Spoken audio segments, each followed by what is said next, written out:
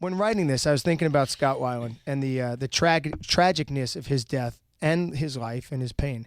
And I also, this week, I attended the Hillsborough County Sheriff's Luncheon yesterday to be part of giving over 50 kids everything they wrote down in their Christmas list, and it was amazing. All in families where there's no parent present, but the grandparents or aunts or uncles have stepped up and taken these kids in. And then I turn on the news, and another person is senselessly killed for greed or God or whatever else it may be. We are living in a time where there is constant pressure and pain from all sides. It's a beautiful world, but we're hell-bent on beating the poop out of it, ourselves and each other. And I get it, you're angry, your mom was mean to you, your dad didn't tell you he loved you enough. I get it. Join the club, you're not alone, we've all suffered. But we're swimming upstream here, people.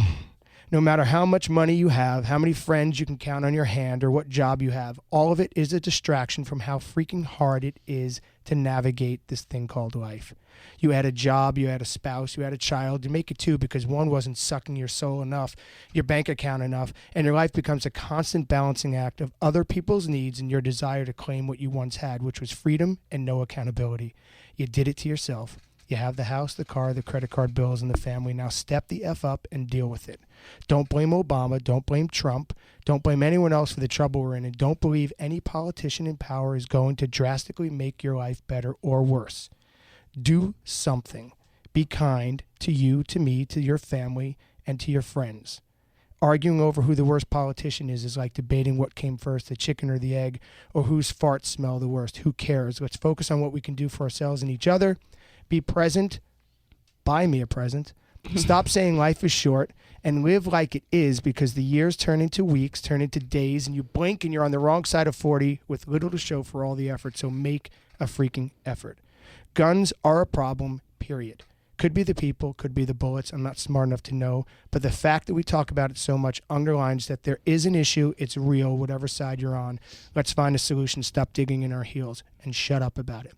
We have issues with religion and religious superiority here in America. We're all right and someone has to be wrong. But most of the logic I overhear is so flawed, and I don't want to argue with every person I see, but you can't profile Muslims as bad people. That's like saying all Catholic priests are pedophiles.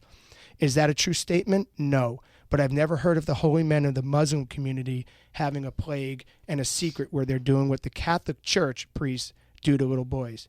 Doesn't mean it's all of them. There are good priests, right? Of course there are. And it isn't all of the Muslims who are terrorists. So think before you make ignorant blanket statements that hurt an entire people.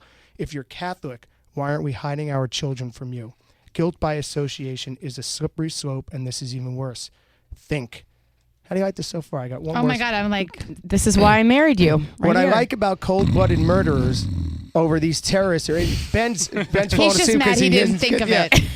What I like about the cold-blooded murderers over these terrorists or idiots bombing Planned Parenthood centers, or someone saying that Muslims are to blame, is that at least they're hateful for no real reason. And they don't hide behind God or any BS for their terrible behavior. Don't do anything in God's name. He didn't ask you to, and I'm pretty sure if he had a voice, he'd use it. Isn't he all-powerful?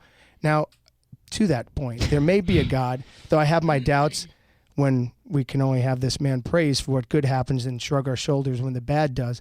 But if he has a plan, let's stop waiting to die to find out. Last time I checked, no one has ever reported how great the next life is. Why wait? This one's right here waiting for you. Carpe diem. Be good to each other.